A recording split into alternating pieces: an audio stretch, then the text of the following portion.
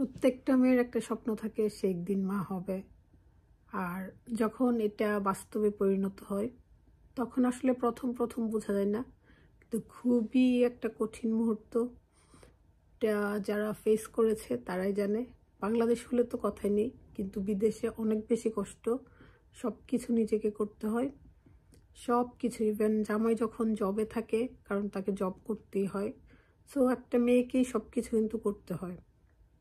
Family না থাকলে কি যে কষ্ট, এটা যাদের ফ্যামিলি নাই তারা বুঝবে। আমাদের তো আলহামদুলিল্লাহ বিগ ফ্যামিলি ছিল, সেজন্য আসলে এতটা বুঝিনি। সো অনেকে প্রশ্ন করেন যে হেপি এখানে থাকে কেন, ও কি আর ওর নিজের বাসায় যাবে না?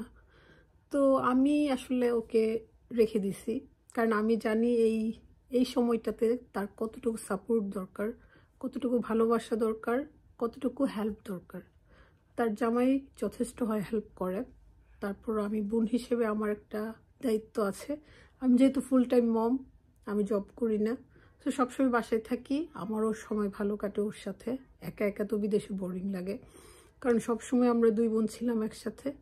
আমি যখন প্রেগনেন্ট ছিলাম, আমার বেবি হয়েছে, তখন লাকিও আমাকে অনেক সাপোর্ট করেছে।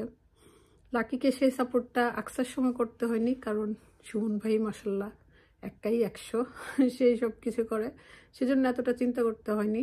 অনেকেই প্রশ্নটা করেন, আমি আসলে প্রশ্নের উত্তরটা হচ্ছে আমি রেখে দিছি তাকে।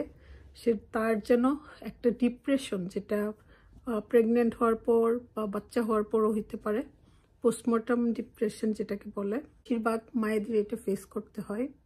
এটা খুবই ভয়ঙ্কর, আপনাকে রাতে ঘুমাতে দেবে না। আর বাচ্চা হলে কিন্তু এমনিতেও ঘুমানো যায় না, তখন যদি একটু কেউ হেল্প করে তাকে আপনি জীবনেও ভুলবেন না, তার কথা সবসময় মনে থাকবে। সো আমি চেয়েছি আমার যেমন মনে আছে সারা জীবন, লাকির কথা মনে থাকবে, কারণ সে আমাকে কতটুকু হেল্প করেছে। সো আমিও একজনের শুভাকাঙ্ক্ষী, হেল্পিং হ্যান্ড হতে চেয়েছি। আলহামদুলিল্লাহ হয়তো পেরেছি, জানি না কতটুকু পেরেছি, ট্রাই করেছি। তারপরও একটা মায়ের জন্য এটা খুবই গুরুত্বপূর্ণ, কারণ নতুন বেবি হলে আসলে মায়েরা বুঝতে পারে না কি করবে কি না, সব কিছুই শিখিয়ে দিতে হয়, কারণ তার কাছে পৃথিবীটা নতুন, নতুন করে সব কিছু শিখতে হয়।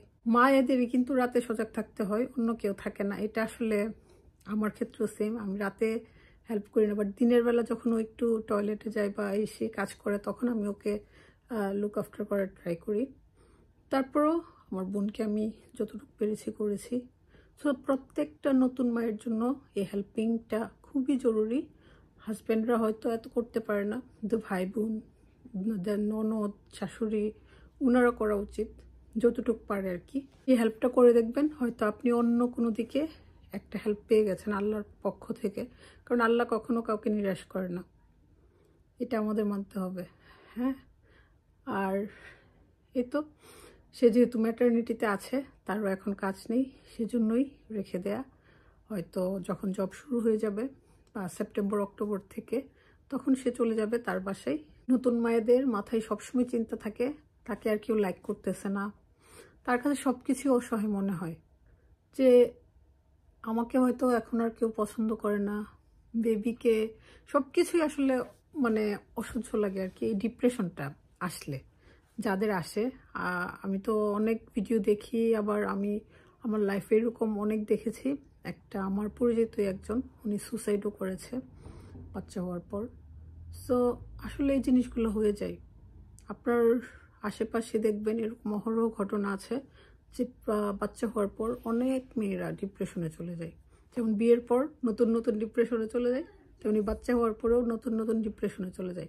আস্তে আস্তে 1-2 মাস পরে কিন্তু এটা ঠিক হয়ে যায়। এটা পার করতে অনেক কষ্ট, আপনার অনেক সাপোর্ট দরকার, অনেক ভালোবাসা দরকার, অনেক যত্নের দরকার।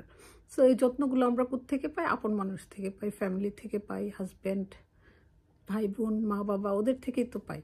সো আপনারা বেশি বেশি লুক আফটার করবেন এই সময়টাতে। একটা নতুন মা অনেক কিছু খেতেও ইচ্ছে করে, কিন্তু সে মুখ খুলে বলতে পারে না। এটা হচ্ছে আমাদের দেশের ক্ষেত্রে আর কি, দেশের ক্ষেত্রে হয়। এখানে তো অ্যাভেলেবেলি সব কিছু আছে, দেশেও আছে, বাট অনেকের, সবার ক্ষেত্রে তো না, অনেকের ক্ষেত্রে ভিন্ন। সো তাদেরকে ভালো ভালো খাওয়াবেন।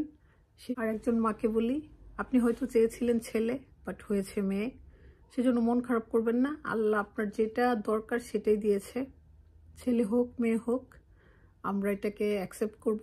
আল্লাহর উপরে কেউ না, তো উনি যেটা ডিসাইড করবে আমাদের জন্য, আমাদের ভালোর জন্য করবে অবশ্যই, ঠিক আছে। আর যে যার রিজিক নিয়ে পৃথিবীতে আসে, তো আপনি মন খারাপ করবেন না।